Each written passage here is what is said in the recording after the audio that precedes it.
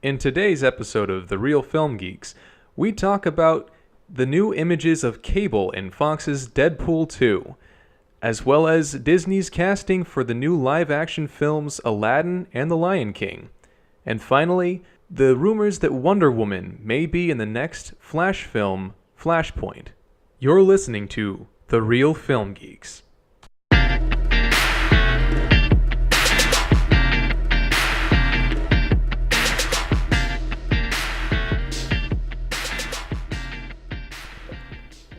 Alright, so before we begin our podcast today, I gotta do a quick disclaimer. I had surgery the other day. I had a cyst removed from my lip, so if I cannot articulate what I'm saying as well as I usually do, that is why. So just let everyone know. If you know my voice is a little bit more annoying than usual, it is because of surgery. So, Zeb, how are you doing today?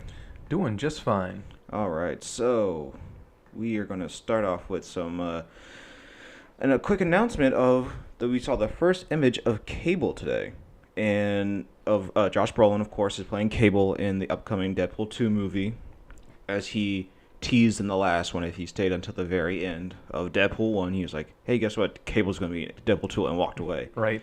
And yeah, what are your initial thoughts of the look of Cable?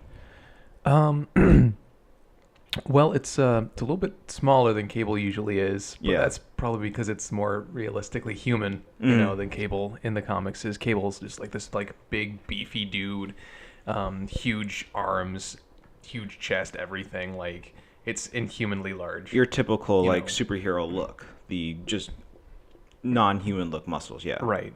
So they've drawn that back a little bit. And they also made him like normal colors, like his outfit, because Cable has like the blue and yellow of X-Men all the time, but he also comes from a post-apocalyptic future where he in reality might not sport the X-Men colors, Right. just because he doesn't have clothing on hand to do that. Because he's from the same timeline as from the- Bishop, right? Yeah, he and Bishop are from the same time. I think it's originally it was an apocalypse future, like literally Apocalypse 1, and they like transported out of that through like a time wormhole or something like that. So some things that I am seeing on this with the Deadpool is, or not with Deadpool, with Cable is, he's got the like shining light eye. Yeah. Because Cable, I can't remember if that's because of his mutant power or if that's because of he actually has been afflicted with the I can never remember the name of the virus, but it's a technovirus. There's another mutant that is entirely taken over by it, and he's like a living robot. Yeah. I guess. Can't remember. But anyway, Cable's in the midst of the infection, and I can't remember if it's his own mutant power or if it's something else that keeps it at bay, but it stops with his arm. So his left arm is entirely covered in robotics, and you can like even see in the picture it's like moving up past his shoulder towards his neck. But that might be as far as it goes, as far as we know. But I like the look of it because we've got the heavily roboticized arm, but it's still a human arm. And one thing I do like about it also is that unlike in the comics, because in the comics it just looks like a metal arm with bands on it. Yeah. It basically just looks like Colossus's arm if it was on someone else. Right. I like that it actually looks like a robot in this one. Yeah, just like, because we're looking at the original, but you're right, it does look like a Colossus arm. And, of course, it's Deadpool, it's a comedy, so if you look on his belt, there's a little teddy bear there. And I don't know if that's actually part of the comic lore, because I actually think it is. I'm not a big Cable guy. I'm not gonna lie, yeah. because I didn't read a lot of the Cable comics or even a lot of X-Men comics, so I don't know too much about him outside of the animated series, and the fact that he's the son of Jean Grey and Scott Summers. Scott Summers. Yeah. So what I think that might be an allusion to is Hope Summers, who is because in the main timeline, Cable is never born. Instead, it's Hope Summers, and he ends up protecting her essentially like from like the Phoenix Force and a bunch of other things by just taking her with him. Yeah. And I think, if I can remember correctly, she had like a teddy bear the entire time. And so that is either an allusion to Hope Summers and maybe tying into the actual X-Men universe again, because of course it's Fox and they've got control over that. Or it literally could be just something funny, like, why do you have the, teddy bear? Oh, it's my favorite teddy bear from when I was a kid. It's the only thing that reminds me I was a kid, or something like that. I don't know. But I think that's what it could definitely be, is a tie-in to Hope Summers and X-Men and stuff like that. So how do you think Cable's going to fit into Deadpool? Because Deadpool, of course, he's from a post-apocalyptic universe, and he looks post-apocalyptic. Like, so I wonder, is Deadpool going to take place in the future? Or Probably not. Actually, because there have been tons of, like, Deadpool Cable is one of the most famous Deadpool stories. Like, it was a very long-running series, and they always played off of each other wonderfully. Because Cable, while being more or less the straight man, still is, like, has jokes to crack, but not, like, as crazy and zany and out there as Deadpool. He still reins it in a lot more than Deadpool ever does. But he's also, like, the brute force character, if that actually is a thing, in Deadpool, because Deadpool is like every different aspect of everything. Deadpool is the wisecracker, but he's also the smart guy. He's also the crazy berserker, that kind of stuff. But no, Cable just brings in a little bit more of a, I wouldn't say serious tone, but he's just like a foil to Deadpool. More earnest. He's more earnest. Yeah. Granted, more earnest does not mean he is earnest. He's just more earnest than but Deadpool. anyway, more than likely it's going to be either Deadpool brings Cable from another timeline, or that distant timeline, the future time, to his timeline, or Cable just teleports in because Deadpool's important. Like, something's going to happen soon that Deadpool's very important to, so he's got to keep him alive or something like that. We'll see. Because, again, I mean, I like the Deadpool movie. I don't care for the Deadpool character at all. Sure. Like, in the comics, like, yeah, he's fun every now and then, but he's really a one-note character in my mind, especially in the comics. Yeah, like, Ryan Reynolds added some extra charm to him, but outside of that, I just don't care for it. So I'm hoping this works. I actually don't need a Deadpool 2. I thought Deadpool 1 was just a fun one-shot movie. So hopefully this doesn't go like the Guardians 2 route, where it's just like, hey, we know you like the jokes from the first movie, so we're going to amp it up. Because that's all Guardians 2 was. It was like, if you like the jokes from the first one, you're going to get all of the jokes again, but like tenfold. So I hope Deadpool 2 doesn't follow on that. Yeah. So we're going to move on, because a lot of everything else we're going to talk about is just casting, because Disney has released a lot of casting. So right off the bat, you know what, Zeb, I'm going to let you say that dude's name. All right, so Marwan Kenzari was go. cast as Jafar in the live-action Aladdin. Yes. Which I don't know much about this guy. He was in one film of note that I know of prior to this, which was something about a train. Can't even remember it. Was it Clyde? No. But anyway, so he, from what I've seen on like images and stuff like that, looks the part. Yeah. I've not seen anything he's been in before, which is, shameful. I probably should be catching up on stuff like this, but dude has a long face. He's got like the facial structure to like be that evil vizier dude looking thing. So I'm totally down for it. Because the thing about Jafar is, as much as he is evil, he has to be almost as charming.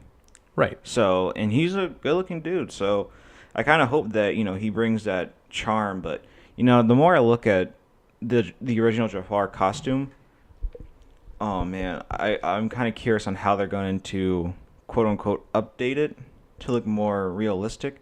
Right. Because I would never be able to take a guy seriously dressed like that. He is like, how do you not know that the guy's evil? Yeah, his shoulder pads go up. He's wearing spiky. Yeah, he's wearing red and black. That's just the sign of evil in Disney movies.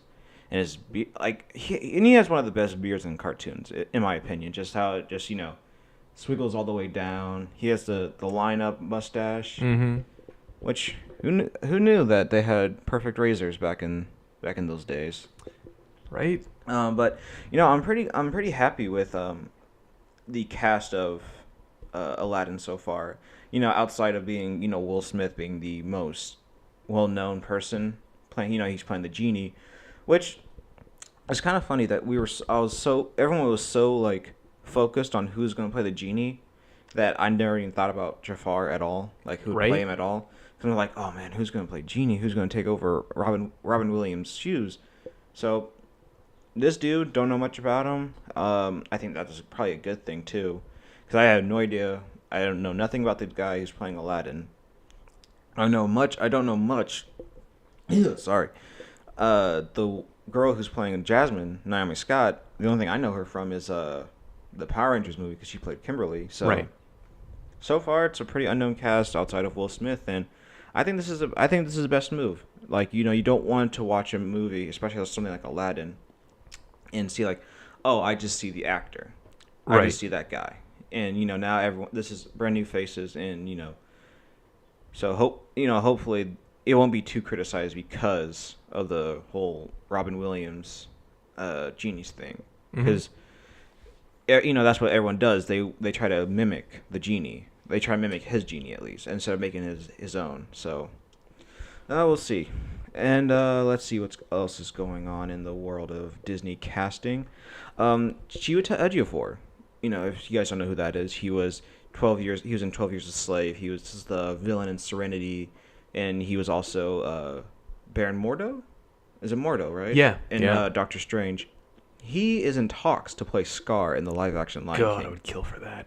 Like, that is really good casting because he has that kind of gravitas in his voice. Yeah. No, one of the things I love about Scar is that he speaks slowly, but like very like importantly, like everything he says is just like has this coated with venom, but like where Jafar was always just like, I'm saying all of these things that are totally evil, but you'll never know. Scar is always never know I'm evil. Scar was always just like, oh, I'm totally evil. Yeah. No, I'm evil.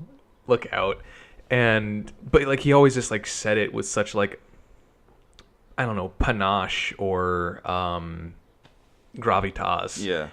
Especially like be prepared. Ugh. Like that was like him just like, I've got an army. Look out. Whereas like Jafar was always just like conniving until the last minute. And I got a parrot. He's got a parrot. Oh man.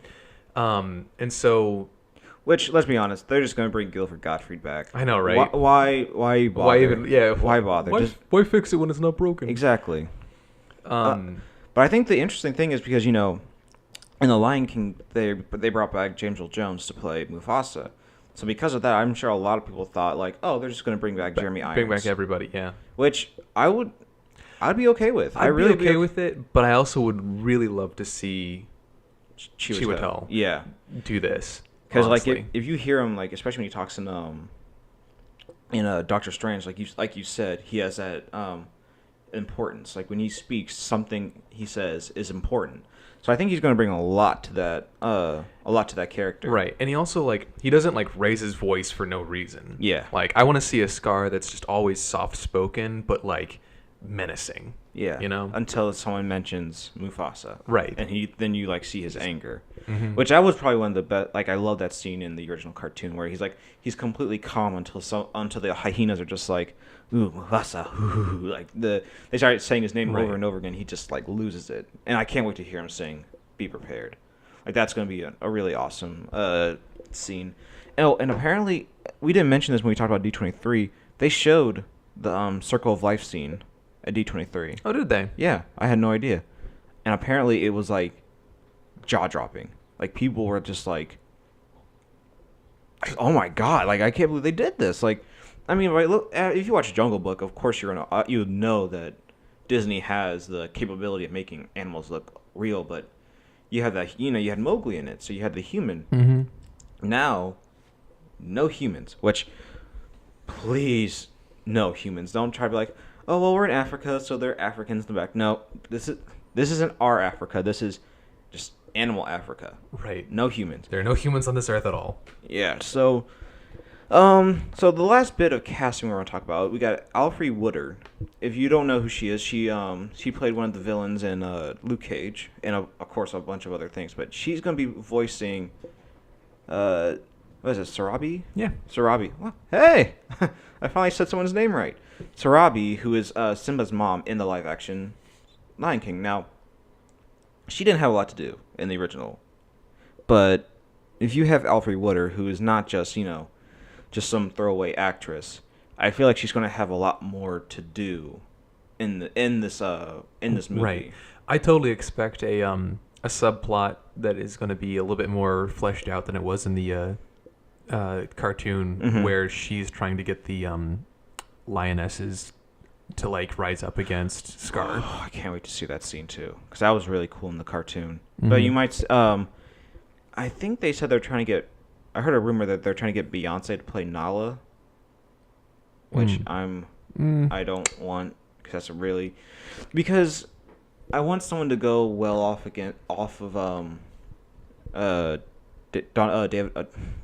Donald Glover. Wow, I don't know why I was going to say David Glover, but yeah, I want someone to go off of Donald Glover pretty well, and I feel like Beyonce just wouldn't. I feel like Beyonce has too much of a mature voice to go against his kind of like childlike voice, so I feel like that would be just a little on the weird side.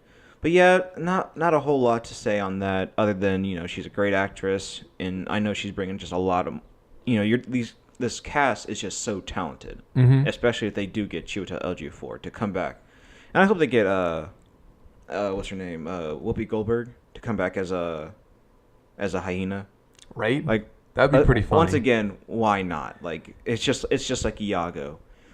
The person's still there. Freaking Gilbert Gottfried. Who's going to argue Whoopi Goldberg coming back as the hyena? Like who? So, and that's about it with Disney casting. But that was that's a lot of casting, especially for these live action movies. But we are going to talk about one last thing before we wrap up for today, and that is there's a rumor going around that the Flash movie, which is titled The Flashpoint, that Wonder Woman, Gal Gadot, is going to appear in it. I mean, again, this is all a rumor, but one of the big plot points in Flashpoint was the Amazonian and Atlantean War, which literally destroyed the world. Right. Like, you had Wonder Woman and Aquaman going head to head, and honestly, they have all the pieces to do it. Yeah, they could totally do it. They should do it. Because that's the thing about the Flash TV show. Because, I always laugh because when they talk about, like, oh, man, Flashpoint changed everything. Your Flashpoint did nothing. The only difference is your mom's still alive. There's no Flash. It's just a kid Flash. That's it. This Flashpoint in the comics, the world was ending. Like there was a war that was literally tearing the world apart. Right. So hopefully we kind of get that. We get that scale. But actually, I want. What are your opinions of, or what do you think this actually happened? What I think is going to happen is, they're actually going to do Flashpoint to a certain degree. The Flash is going to change something in the past or in the present that changes everything that's going on, and he's going to be in an alternate timeline, and he's going to have to find a way back, because how do you find a good villain for the Flash in a movie? Unless maybe it's the entire world. Yeah. He's got to fix something that he's screwed up himself. Like he is his biggest enemy, and it's going to be him trying to figure out how to set everything back. And that's really hard when all you know how to do is just run really fast and punch things after a little while. From what he knows, all he says I just push things, run away. Yeah.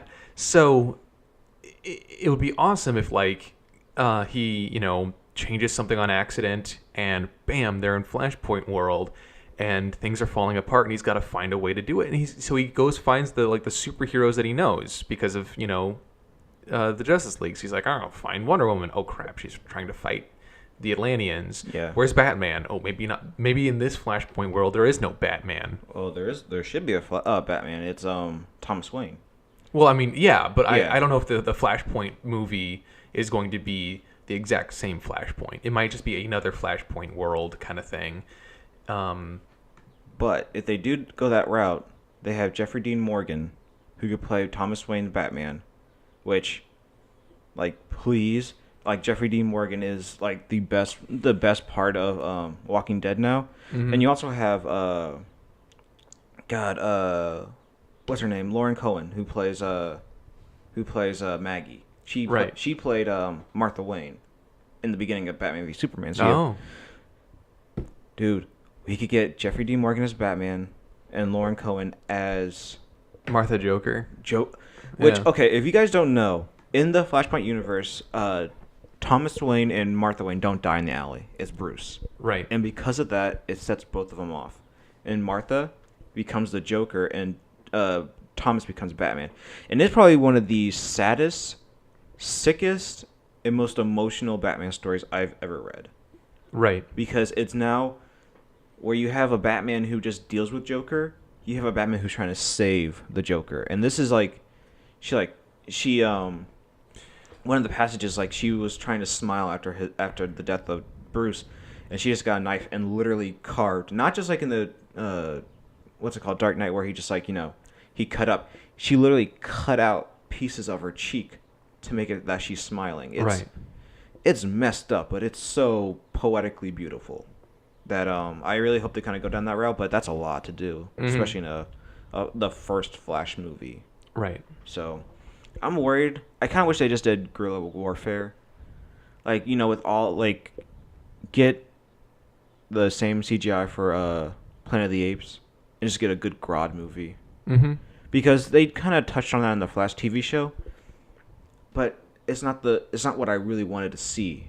And, Sure. I really wanted to see, like, a full-on Gorilla versus Flash. And I think that's one of the big issues that Flash is having right now. Because right now the TV show has thrown everything, every inch of, Flash lore out there. And I honestly think, because, we've had different directors, different writers, Flash has been pushed back, pushed forward, pushed back. I honestly believe it's two things. One, it's either the script that everyone's coming up with is too close to the TV show, or too far away, or too departed. And, because studios think audiences are really stupid. Sure. So they're like, oh, no, it's too confusing, or it's too simple. It's always one of the two. So I think that's the biggest issue. That's why I think they should have just gone with Wally West.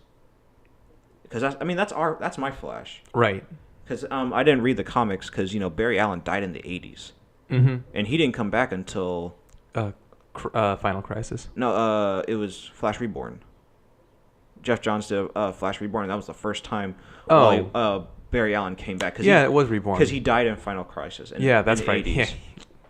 No, that's Infinite Crisis. Infinite Crisis. Yeah, so he died there. Didn't come back until Reborn, which was a... Well, he pops up in Final Crisis is the thing. Yeah. And then Reborn was after Final Crisis. Right. You're right. Yeah, 'cause they see him. That's one of the things is he runs around in Final Crisis, and everyone's like, oh my God, did I just see Barry Allen? What? And then, because he does a couple things in there, and then Reborn happens, and that's after Final Crisis. They go searching for him, essentially, because they know they saw him. So a lot of people are thinking that the whole point of them doing Flashpoint, because if you know in the comics, Flashpoint was what led to the New 52, which was the big DC reboot. Mm-hmm. Do you think that they're using this to reboot their DC universe? I'd say no. Mm-hmm. I think this actually will just, if it is an alternate world thing where he goes to and he comes back from, it might change him, and it might, like, change some minute detail about the DC universe, but they've not gotten far enough to actually change anything in it. Right. Like, it more or less will just be a what if story, or just like a warning about what could happen to their world if they screw up. And that is only if it actually is an alternate world story where the Flash gets transported to another world and he sees what it's like on an alternate Earth. Yeah. Because it might not be. I would be very remiss if they called this thing Flashpoint and then didn't make it a Flashpoint story. But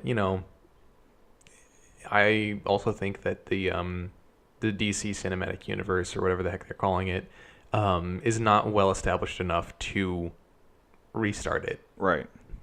Because I like the cast so far. I love Jason Momoa's the Aquaman. We haven't seen him yet, or we haven't seen too much of it. But so far in the trailers, I like what they're doing with him. I like this Barry Allen so far, because the Barry Allen in the TV show has become so overly dramatic and so serious that it would be kind of nice to see a Barry Allen who's having fun. Right. Which is why I still say I wish he was Wally West instead, because Wally West is kind of a more fun character. Even though Barry is still fun, just so it's not the same. Same thing. Gal Gadot, of course, is Wonder Woman, because Wonder Woman is I think still killing it in the box office, even almost a whole month or so after it came out. Right. I love Ben Affleck as Batman. I know that's not a popular, He's my favorite cinematic Batman so far. Yeah, he's really good. So I hope they're not going to try to just redo everything just because there are fans who are saying, "Oh, it's not like Marvel." It's like, well, it doesn't need to be. I don't want it to be like Marvel. And let's be honest, Marvel isn't perfect. Outside of Captain America, they have not done well with sequels. Right. If you really think about it, Marvel sequels are not that good. They're okay, they're passable, but they're not good. Winter Soldier is still the best sequel. Winter Soldier was so good. And even to a certain extent, Civil War. Even though I don't count Civil War as a Captain America movie. It's more like an Avengers. It's so Avengers. I don't care what anyone says. It just centered around Captain America and Iron Man. Exactly. So, yeah. Really think about it. They're not perfect, because Iron Man 2, Guardians 2. I did not like Guardians 2 at all. I wasn't a big fan of Guardians 2. There were some good spots in it, but it wasn't as good as the first one at all. Yeah, and then you got Thor 2, which I like the fact that we saw a lot of the worlds in Thor 2, but still just not all that great. Iron Man 2, good God.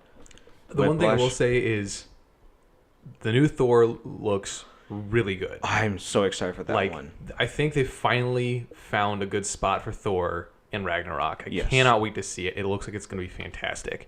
So I hope that that goes with Captain America: Winter Soldier and Civil War. It's like, okay, we finally got a good sequel or trequel, whatever you want to call the third movie in a trilogy, I guess. But so yeah, hopefully Ragnarok changes that. But I think right now that's where we're going to end this episode.